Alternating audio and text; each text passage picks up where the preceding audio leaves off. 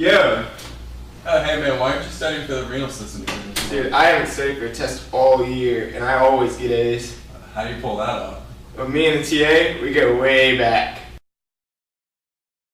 So you don't ever actually have to learn anything? Nope. I'm gonna go pick up the answers right now. You can come too. I'll hook you up, man. I don't know. I do really want an A. What's going on? Did I hear someone mention the renal system? Who are you? Don't worry about who I am, but take these magical pills and hop on a magical school bus. You're in for a ride. Okay. Okay. Let's go. Let's see if we can find a subject to study. Ah, here's the perfect individual.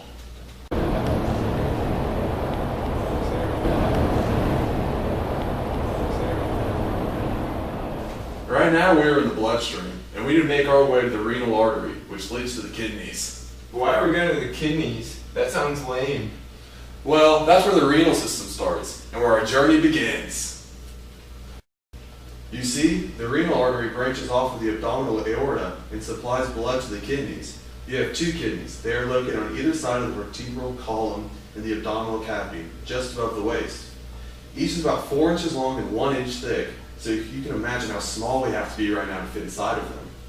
How did we get so small anyway? Oh, you don't have to worry about that. Just take a look at the renal cortex up ahead. You can see all the capillary tufts and convoluted tubules it's made of. And here, we have the renal medulla, which is composed of a series of triangular masses called renal pyramids that are separated by renal columns. Oh, I think I remember reading about this. The apex of each pyramid is called a renal papilla, and each one projects into a depression called a minor salix.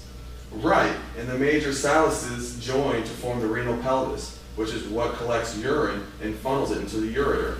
So how exactly is urine formed? Like, where does it come from? Great question, kid. Hold on tight and I'll show you. See that structure on up ahead? Isn't that one of the Bowman capsules? Exactly. It's the starting point for urine. So this is the tricky part. We need to get filtered by the Bowman capsule and into the glomerulus, or we will stay in the bloodstream forever. What's so tricky about that? Doesn't all the blood go there? See, if you went to class, you know that only 20% of the blood gets filtered. So we need to aim for that gap between the glomerular capillaries. The pores are large enough for us to fit and get filtered through into the lumen. Hold on. Whew. That was a tight fit, but we made it through. And now we're at the loop of Henle. But can't we still get reabsorbed into the bloodstream here? Correct again. Your studying sure has paid off. With driving skills like mine, we won't get reabsorbed. We're the 1% that makes it to the end. Ah.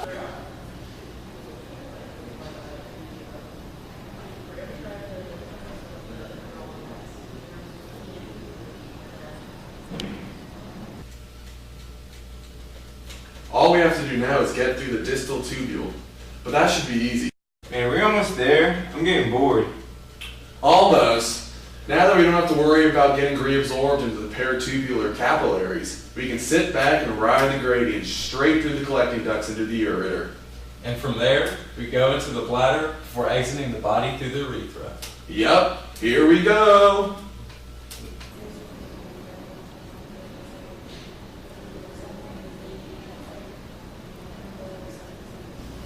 Welcome to the human bladder. Now, we wait. Wait for what? To pee, of course. I mean, more specifically though, the bladder is a hollow organ that can hold about 500 milliliters of urine. We're going to wait for it to fill and then be excreted by urination or micturition. Once the bladder is full, we'll travel through the urethra and out of the body. Into a toilet? If we're lucky.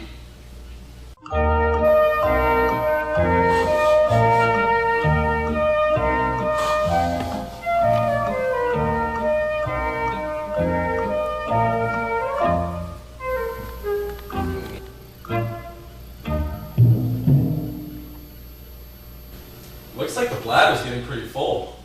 You know, does it look weird to you? Yeah, it kind of does. You may be dehydrated or have some sort of infection.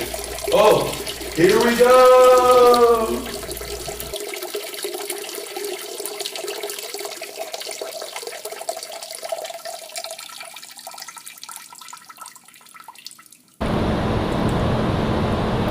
Jacob, wake up. Whoa, where are we? I don't know if we have 5 minutes to our test. Oh, darn!